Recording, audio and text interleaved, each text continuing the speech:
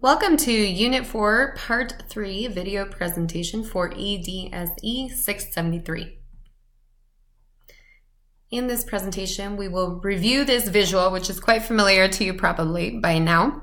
It's a visual that explains evidence-based education as a split practice between empirical evidence and professional wisdom. And in this presentation, as you can see, pointing with an arrow, we will be focusing on the professional wisdom component. The idea of our individual experiences as professionals in combination with consensus from those around us, other professionals that we trust in our setting. Keep in mind, we want to make sure that we are using interventions right, and this goes back to the idea of the cake model and the INIS concept. If we're doing something that doesn't work in a situation, it doesn't matter how well we do it. When implementing an intervention, we always want to keep in mind the question, what are the impacts of the context or of our surrounding conditions, as these can definitely affect the value or the effectiveness of that intervention in our situation. Back again to the art metaphor. This one is utilized for the concept of our personal and professional experience, which comes back here to the idea of professional wisdom. This really is more of the individual experience component. So thinking again about art, looking at experience versus expertise, and we'll tie in the idea of rendering here as well. Expertise being your book knowledge, so to speak, or your understanding of the research in your field, and experience. What have you learned in comparison to your knowledge of what works in intervention? A question to ponder. Not sure that there's really any right answer, but how do we define experience if we're discussing our own experience or somebody else's?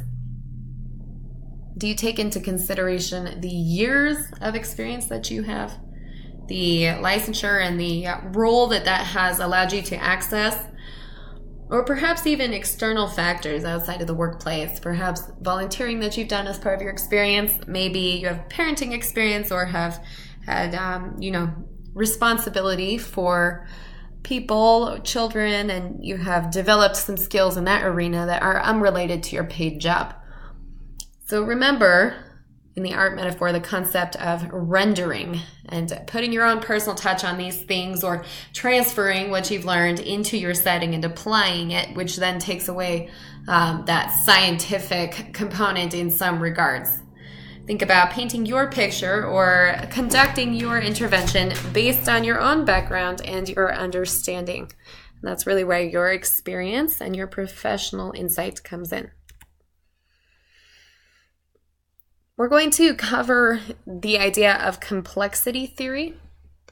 And complexity theory has many focuses, but it really does work with chaos, and it causes us to think about how we might create some level of order, or the theory that is possible to attempt to create some level of order or understanding, even in situations that are not predictable.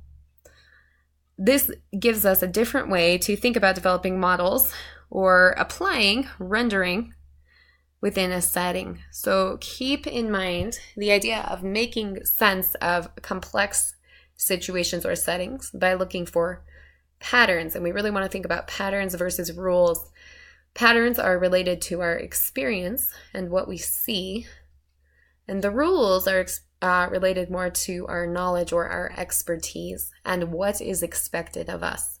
So rules would be just that straight evidence-based practice, what works, and the academic literature.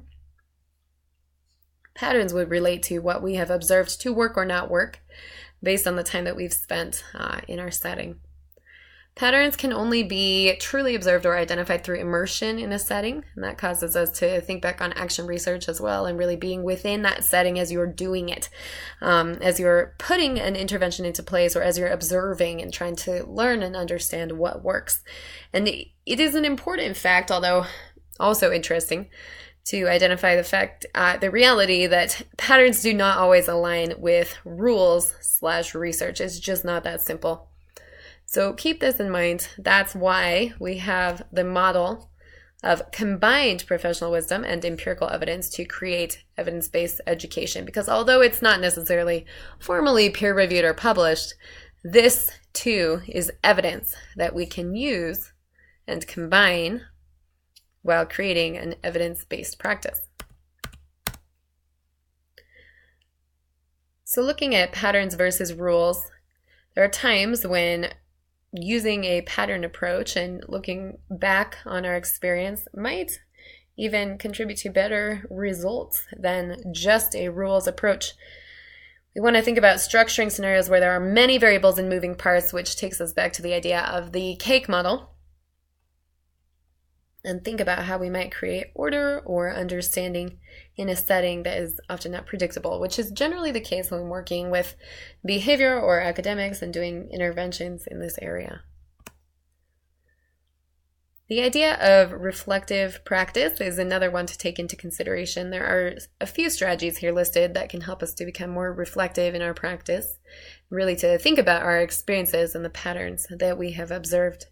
Journaling is an important part of this process, formative assessment, as we've discussed in previous presentation, and then really engaging with that community of practice. And this could be formally or informally. Professional development communities would be an example of more formal engagement, but this might occur in a staff lounge or during lunchtime or at an event or a social gathering where conversation turns to best practice and what people have seen in patterns and what others have identified as most effective based on the variables within your setting. And then another important part of reflective practice is the idea of action research, diving into an analysis and really being able to draw those conclusions and see results, even to make changes while still in your setting, all the while being immersed. So we've got a couple assignments to cover in this video presentation. There is a KWL activity. There are full detailed instructions in the form, and you'll see it there if you go to assignments and under our Unit 4 and our modules as well. And you will submit this activity, it's a worksheet, via Canvas. You can either write and scan or type in your answers. KWL, by the way, stands for know, want to know or learn, and then learn what you have learned. So these will be the 3 questions that you'll be answering, and this is part of a reflective experience as we are moving forward with the content and assignments for this unit. And then finally, this is pretty straightforward. It's an elective reading assignment. So you'll see the readings under our module here in Canvas. You'll select one from the elective list that looks interesting and relevant to you. If you can, connect it to one of your major assignments for the course. That would be helpful in thinking along those lines. So you'll review the article, and this is actually just a single paragraph synopsis. The topic, the method of the study, 2 to 3 major findings, and then the implications or the connections that you can make using that content, and you will submit via Canvas. There is a paper, Jackson et al., which is part of our assigned reading for this session, and it's very important for us to take those concepts into consideration as we are completing that Unit 4 quiz. Thank you.